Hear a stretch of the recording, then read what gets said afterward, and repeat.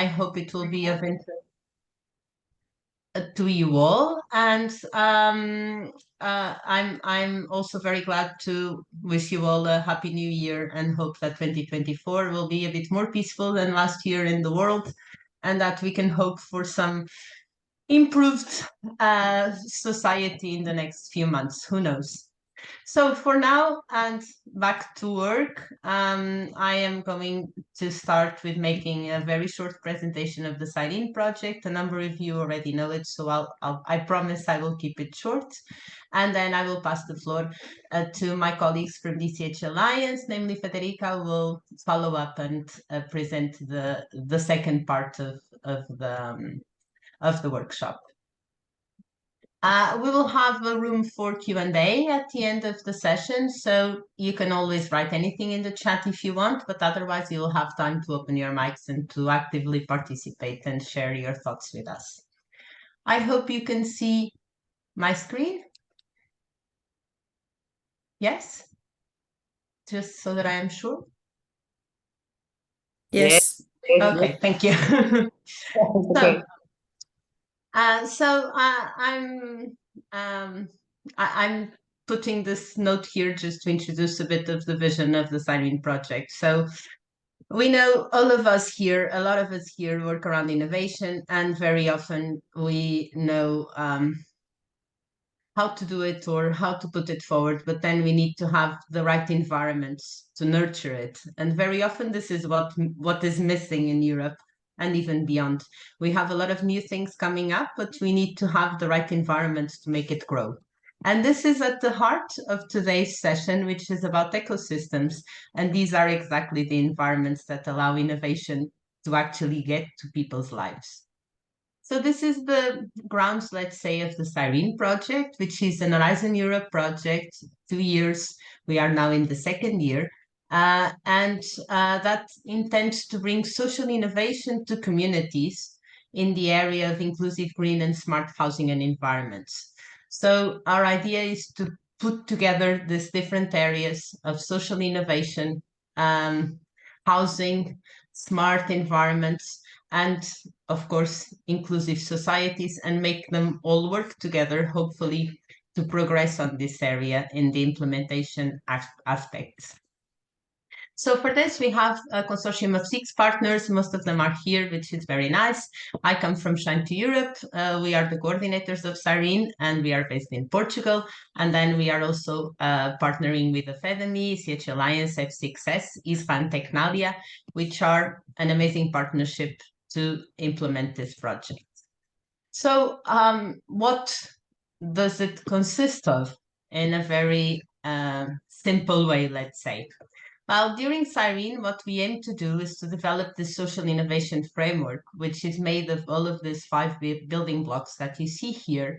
And the aim is exactly to give materials and resources to the ecosystem actors to implement social innovation in this area in their own regions, countries, or cities. This social innovation framework has been co-created with a lot of people, some of them also present here during this first year of the project. And then the idea is that it will be further tested and validated with ecosystems around Europe.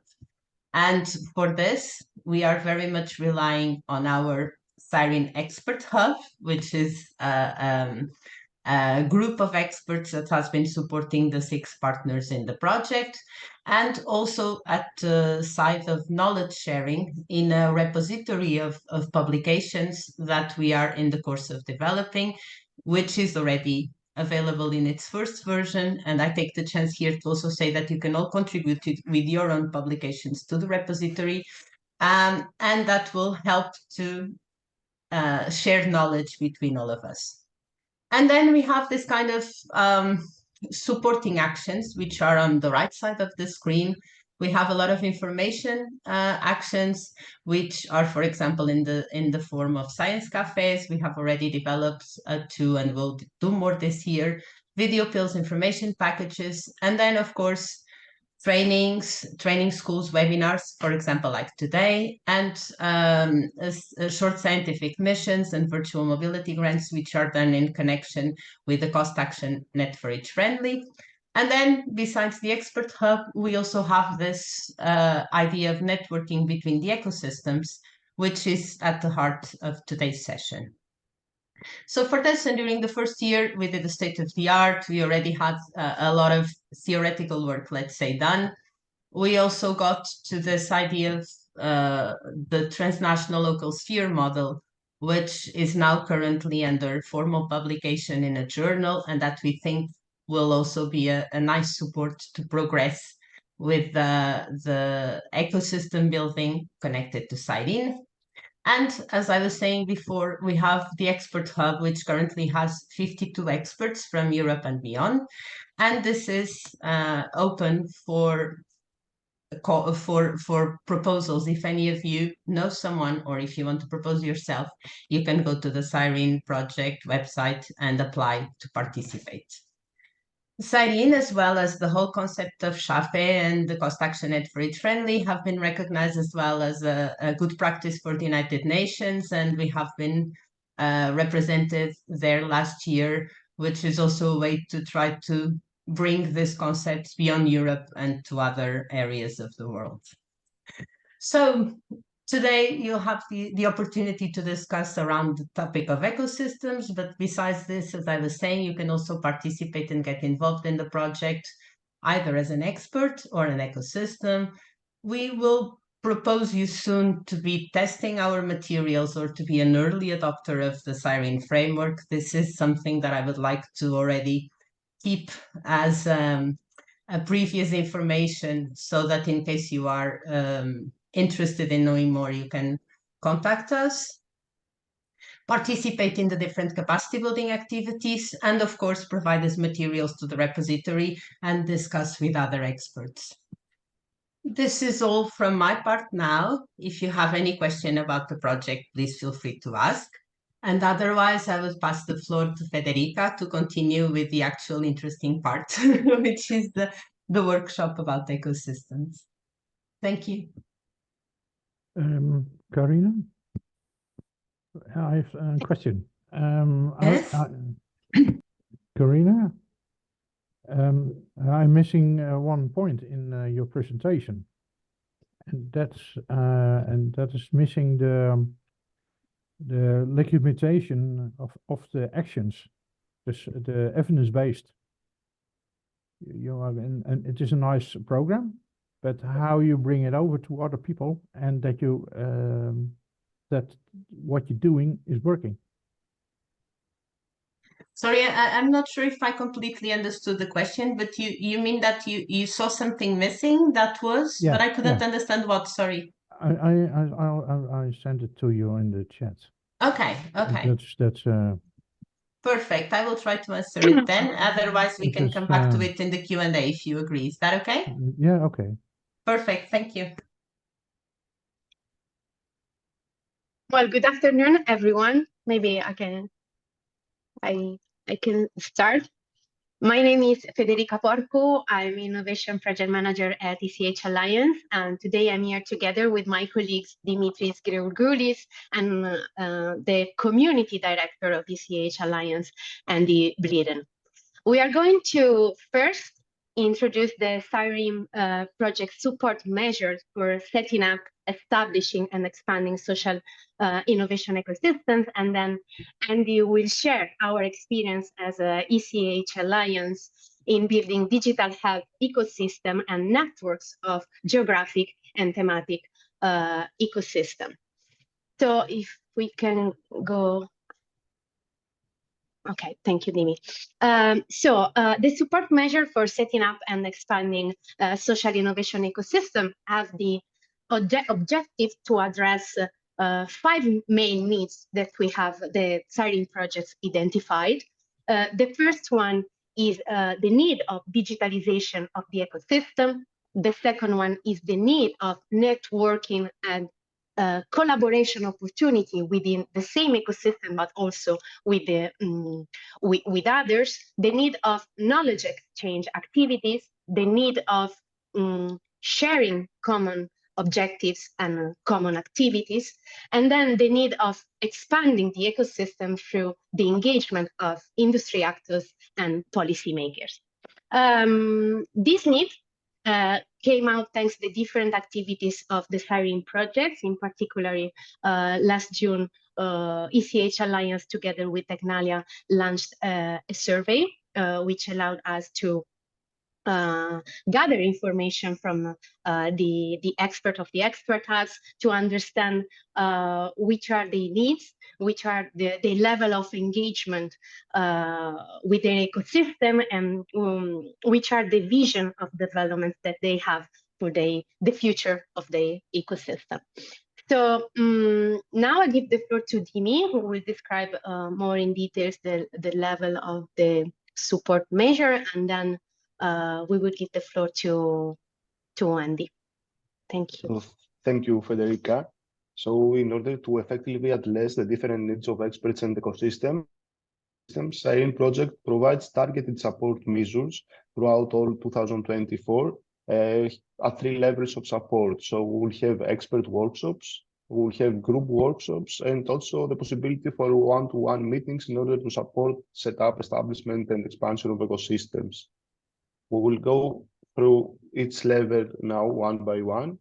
So the first level is the experts workshops, which will target all ecosystems, no matter their level of advancement or their level of activity, of mutual interest for all of them. You can see indicative topics such as twinnings or value-based model in healthcare, digitalization of an ecosystem, impact assessment, and communicating common objectives and activities. As you can see, all these activities are spread throughout all 2024.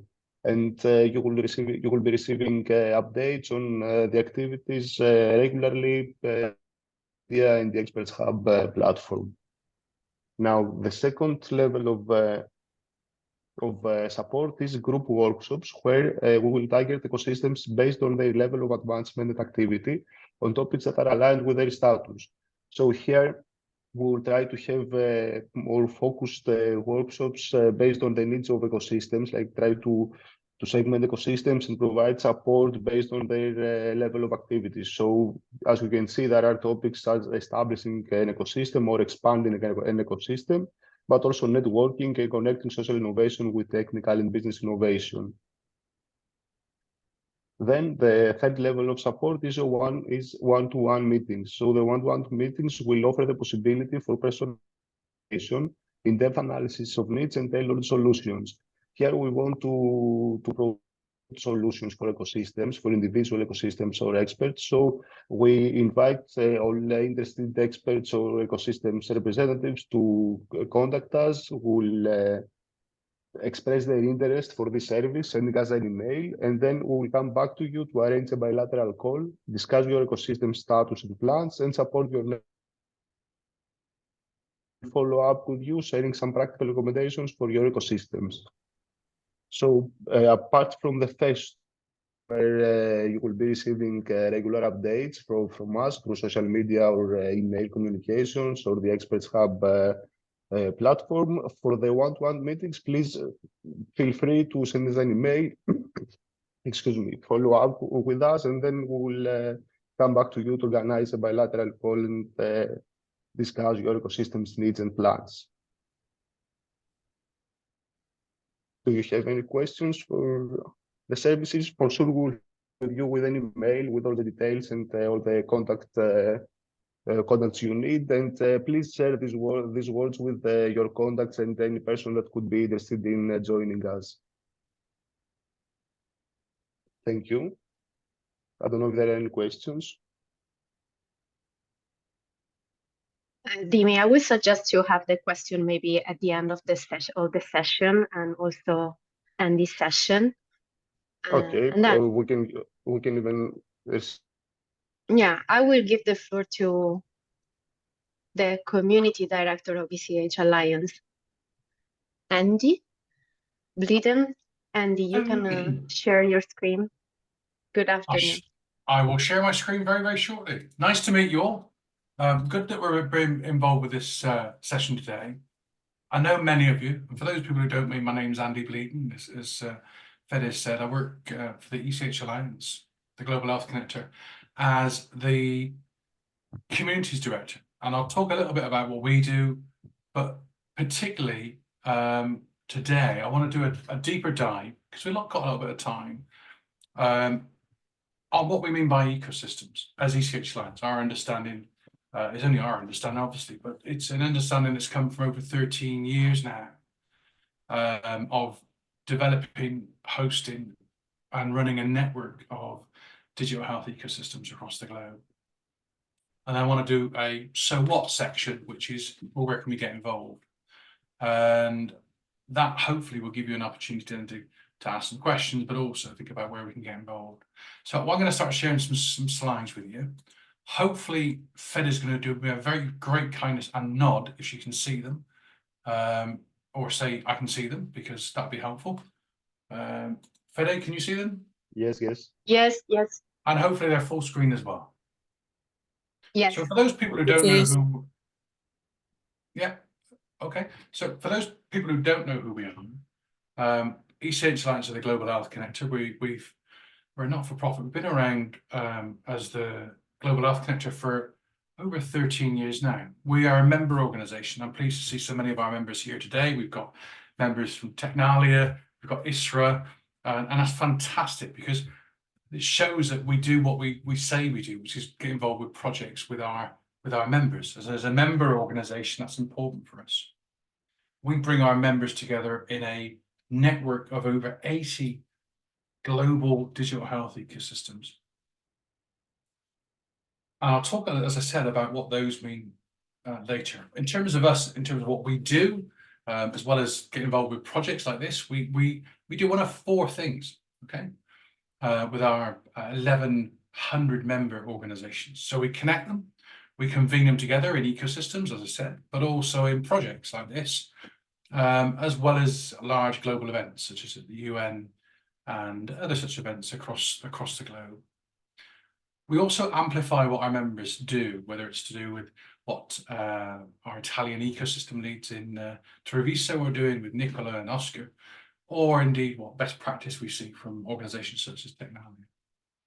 And then lastly, we accelerate that innovation from one region to another, one country to another, but more importantly now, one continent to another, as we become increasingly global in focus. So that's about what we do. It's very basic. You're pleased to know I've only got 3 slides. This is one of them. If you're interested in finding out more, there's a QR code at the bottom of this slide you can use to access information about us.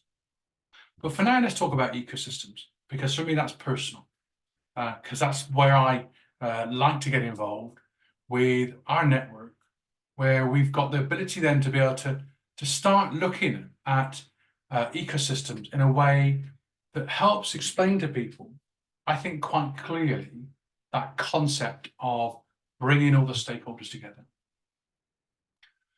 What that means, I'm going to stop sharing my screen now, is quite a basic model. Okay, and I always stop sharing my screen at this point because I want you to think about where we start talking about ecosystems, because for many people it's quite a complex issue and it's about very large structures and diagrams with multiple facets to them.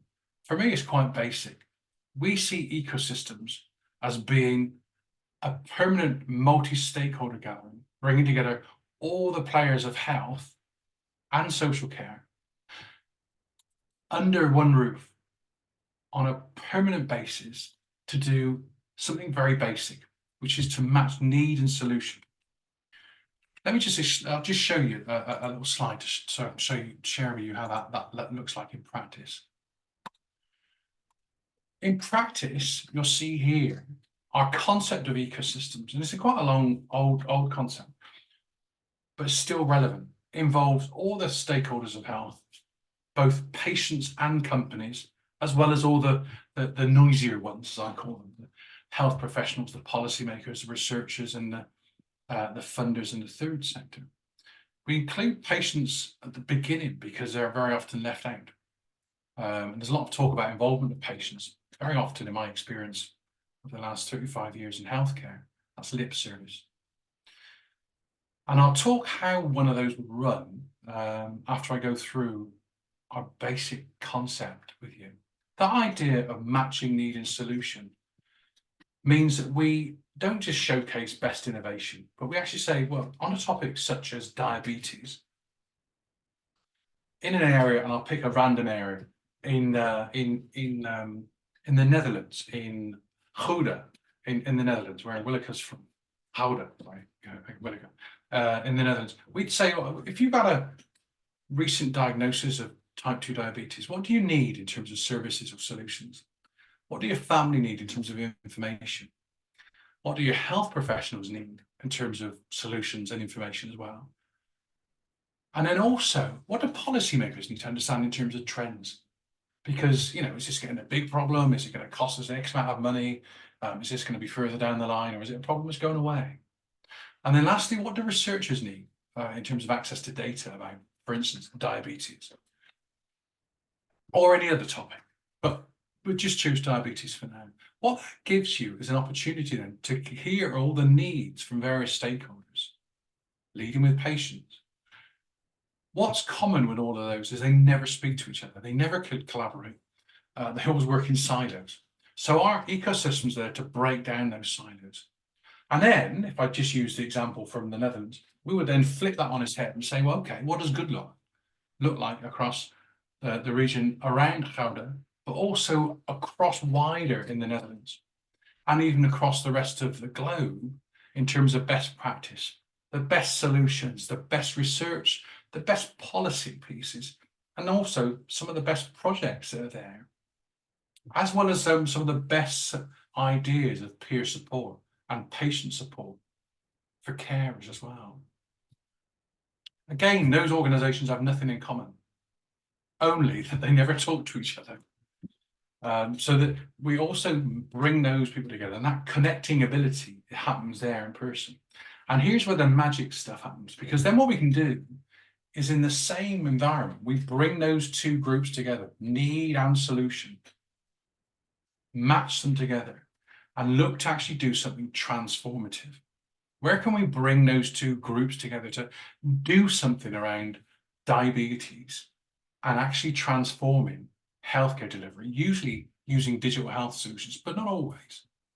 And then lastly, where can we create economic growth? Because health's a large area of spend for us, and an area for us should actually create some economic value as well, instead of just being seen as a burden.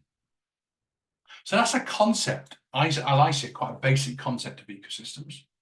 Okay, and so what we've done with those ecosystems is then build up a network, and I'll show you there where the network is, which allows us to then bring together the enormous value of global collaboration, not just on a regional basis, but then on a global basis. Let me just stop sharing that screen so everyone, put your glasses on, Andy.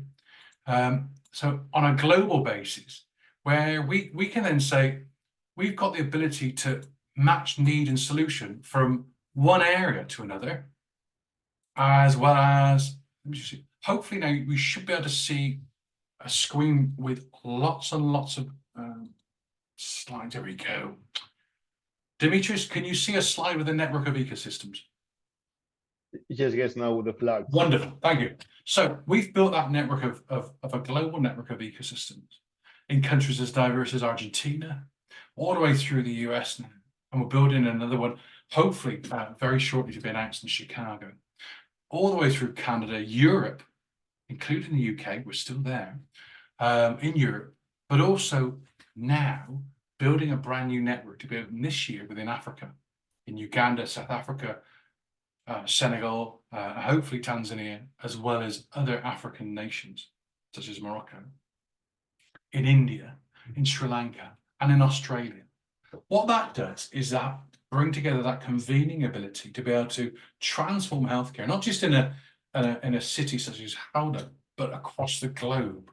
Because one of the things we've got a big problem with in healthcare is one of trying to reinvent the wheel and delivering brand new solutions that have probably been adopted somewhere else.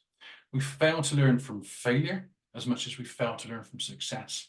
So we're able to bring together that best practice, whether it's from Transylvania in Romania, or in Portugal, or in Greece, or indeed from Zimbabwe, Zimbabwe, for instance, have got a very novel approach around virtual hospitals, which could be useful to understand how countries that don't have long-term blockages in healthcare provision because of old systems approach the area of virtual hospitals.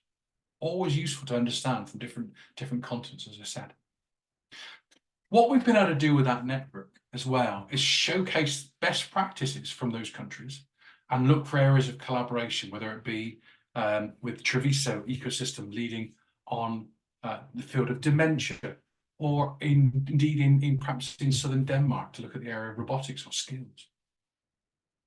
Lastly, and I want to just cover this quickly, we've been able to then use that convening ability to then create what we call a series of thematic innovation ecosystems.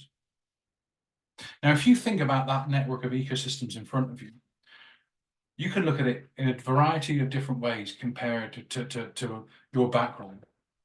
You might see this as a giant implementation network if you're running a solution.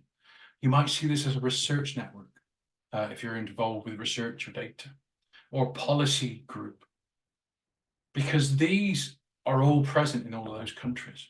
You may indeed see this as a giant landing zone network if you're a company looking to locate in different countries and understand the intricacies of taxation in, say, Mexico or Moldova.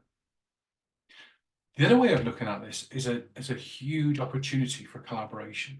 And I see that when I speak to and work with colleagues from Italy, from Treviso, or from our other ecosystems, because we collaborate with our ecosystems and bring them together every 6 weeks in a virtual network of ecosystems to ensure that collaboration is baked in.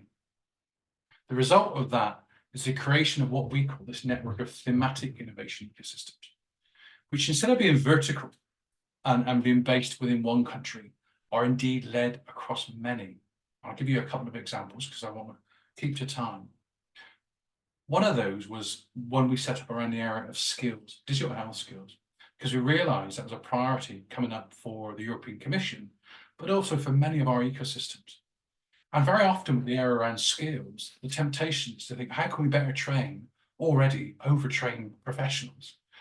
We actually reversed that model and said, how can we better train patients, carers, frontline staff, social care staff in the use of digital health solutions so they can use them better?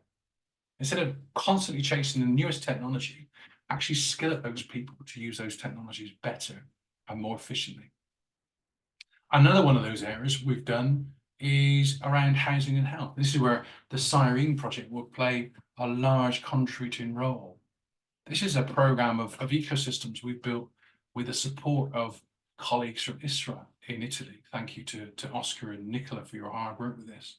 And looked at a number of areas and best practices around housing, health and environment, which are ideal for the SHAFE concept, which I'm pleased I've been working a long time with colleagues such as Willeke and Karina with, since they developed the ideas between them. What that's meant is I can showcase best practice, whether it's what technology have produced around smart housing guidelines, or best practices from Portugal or Wales or Ireland, in a way that we couldn't do, mostly because these are virtual in nature. We can use these as repositories, but also, again, implementation networks to build brand new projects and pilots, as well as best practice sharing. That leads me to then our plans for this year, with 2024. We've got 4 brand new priorities for our thematic ecosystems, which are going to be around the areas of healthy aging, which we know all of our ecosystems have a very keen interest in, because they all mention, whenever I speak to them, we must understand that our population is getting older. Very few countries I've been to, probably one, where that's not the case. So we've decided to build and launch a network of thematic ecosystems around healthy aging, which will be global in nature. Hard work for bringing together colleagues from a diverse areas such as the US, Canada and Australia, as well as Europe, because to get that global view is important on a global topic such as healthy aging, as it is with women's health, which we will be launching again this year, featuring and starting off with our African ecosystems first as opposed to last, because we see a lot of radical work happening within Africa around women's health, and not just around gynecological issues, but on areas such as heart health for women, which frequently get ignored because, of course, as we all found out, all the research on heart health has been done on men. So women tend to lose out and, as a result, die, which is very sad and preventable. Then we'll also be looking at the area of green health, which is a new area of interest for us around sustainable healthcare and decarbonisation of healthcare. And then lastly, we have been already started with an area called digital health and data, looking at the area of AI, synthetic data, etc. If you're interested in any of those, drop me an email. My contact's in the chat function, and I'll share them with colleagues following this presentation. That's enough from me. I promised 3 slides. Technically, there were 4, but I want to hear if you've got any questions here in the audience.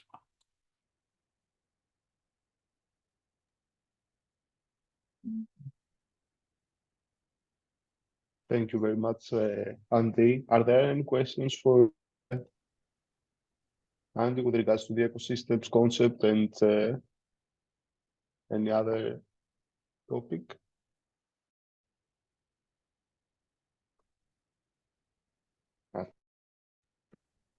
Well, I think we have been having a lateral chat with Arthur regarding the initial question.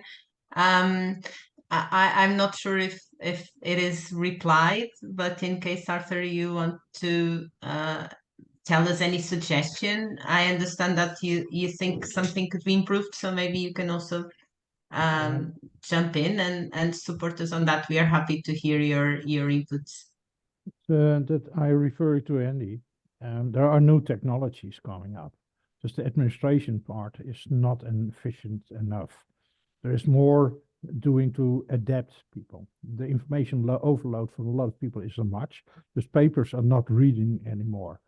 This is that's why for the bureaucratic way of thinking, that's always enough, and mostly the time for the funding part. But when you go more in the decentral part, you have other adaptation factors, or also the continuity and the sustainability of the projects, because the implementation is always in waves. Because people are volunteering, for example, they have other interests and going to other things or going die, and people have to pick up. You see that in unions always, in sport unions, in other groups or singing group, nobody picks up. You have different kind of culture. What is very important to make the sustainability in this kind of projects. And that is the mostly part. And in the old days, it was mostly the politicians or the big cooperative organizations who helped that to make the bound, to make give the community some oil that they can function. But when you take out of it, there's no economic factor in, then you have no money in it, and then you drop and only have the volunteers. And you see that's always a very tricky base on to do. And that's mostly a point from the politicians who had to look at that. And you see also in Europe different kinds of initiatives in local forms, in small areas, in blocks of buildings, who do that by themselves. And even I know villages, they said to the government, give us the money, and we do it by ourselves, because there are too much things that you don't write anymore, because it is more soft skills needed to make it happen. What I see. I think the sustainability concept you talk about is key. Yeah. And one of the criticisms of dealing with projects is that they have that valley of death piece after them, where nothing happens. Project finishes and then it's the next one. I think what ecosystems offer you is the ability to be able to bake in long-term commitment. And by long-term, when I joined the very first ecosystem, that was 2010, okay? And that's still running now. And that's built up and sustained itself because it's brought in all those stakeholders, whether it's voluntary sector, public sector, or private sector. Yeah. They're interested in getting involved is because they see action. Because otherwise it's blah, blah. Blah blah reports and blah blah studies, etc., and surveys. Yeah. All of which I have to say, most of the people who know me know I hate getting involved with, and don't usually take part in surveys. The trouble is to ensure that sustainability, what you need to bring in are all of those key stakeholders, but give them a voice. Give them a voice in the order in which it's deserved. And if you think about healthcare, the consumer or the patient or the citizen has to be baked in first, because otherwise I spent years in social care and healthcare going to trade shows and project briefs, none of which hit the market because they would develop projects and products that were awful because they hadn't asked people what they needed. So remember that concept with ecosystems is matching needs with solutions, not the other way around. So we don't develop a product and then go and find somebody to use it. You actually go and find a problem, an itch, as I call it, an itch to scratch. Yeah. That ensures that product's got some leverage, and that product's got some need. And it also bakes in then, I think then, genuine involvement from citizens, because they will ensure that long-term involvement, as I learned when I did regeneration work and when I did healthcare work. Anyway. Let's have a conversation. We'll have a chat about that later on, because I'm conscious we've got an agenda to keep to. I'll hand back to, I think it was Fede or Dimi. Yeah, thank you both for your discussion. So coming back to and thank you, Andy, for your presentation. So coming back to the services that we want to provide, I would just like to say again sorry, just a minute to share my slide. So as we said before, for the two levels of support, like the experts workshops and the group workshops, you will be receiving regular updates from us throughout all 2024 through social media and the SIRENE platform. When it comes to the one-to-one meetings, and for this, please share this with your contacts and any people that you think are interested in setting up, establishing, or expanding ecosystems of social innovation across. Express your interest or share our contact details with them, and we will come back to you, follow up, and try to see how we can provide some tailored support in order for you to proceed with your ecosystems and expand your activities. Do you already have some, this Willeke talking, sorry, seeing what you have offering us of advice, etc. But do you also already have some 2 or 3 tips that you can give us to build an ecosystem or to maintain it or to extend it? Andy is the expert on this and can help us. If you want 3 tips, firstly, don't overcomplicate stuff, okay? As in, keep it simple, number 1. Because the first ecosystem I went to, I think the second meeting in, there were already, the academics in the room, and excuse academics if you're present, were already trying to develop ecosystem concept 2. And unfortunately, I lost my temper. Because I said, as Willeke, you're probably, you remember when I have a short patience, level of patience. I said, look, never mind ecosystem concept 2 point whatever, I don't care. This has to be simple, because we have to make sure that people understand why they're coming along to these sessions. Otherwise it's blah, blah, as we just talked about. So the keep it simple idea is around saying, we're here to do very clear things, whether it's matching needs solutions, whether it's topic based, but the idea is that people are going to see results. So there's a so what question. So keep it simple to start off with. Don't overcomplicate it with theories and you waste your time. Number 2 is make sure that these are permanent. so that people understand at the end of session 1, if you've done a session on diabetes in Gouda, that next time we're going to cover falls prevention or frailty or AI or whatever. So that people understand that there's another conversation to happen. It won't involve everybody around the table. So maybe Oscar's interested in diabetes but not AI, but Nicola is interested in diabetes and AI. Okay, so there's a way, and that builds that permanent community. Permanence builds the community. And in 3, okay, have a so what, you know, rather than just hearing presentations, sharing slides and documents and best practice reports, make sure you build in an opportunity, a workshop space where people can collaborate to serve that pickup point, as Jan was just saying about having that permanence there, to be able to go away and think, let's go away and do something on that specific topic. And I'll pick, you know, it might be, let's go away with technology and drill down on best practices on smart housing, or let's go to, I just picked someone random I can see in front of me, Oscar in Treviso, and say, tell me, what do you mean in terms of environmental factors around housing? Where can we build a project? So have a so what. Okay, so those 3 tips, keep it simple. Yeah. Also, build in a permanence. And then lastly, have a so what. That's 3 tips. I only work in 3s. Thank you.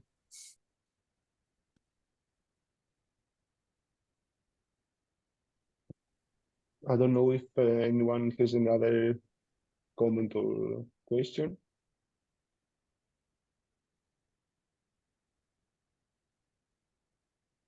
No. Okay, so I think we are done. Thank you very much all for your participation, and we will follow up with you with an email with all the details for the support measures. Please share them with us and within your networks. We'll really be glad to have participation in these services and promote the social innovation framework and social innovation ecosystems. Thank you all. Good afternoon. Thank you. Bye bye. Thank you. Thank you. Bye bye. Thank you. Thank you. Bye. Bye bye. Thank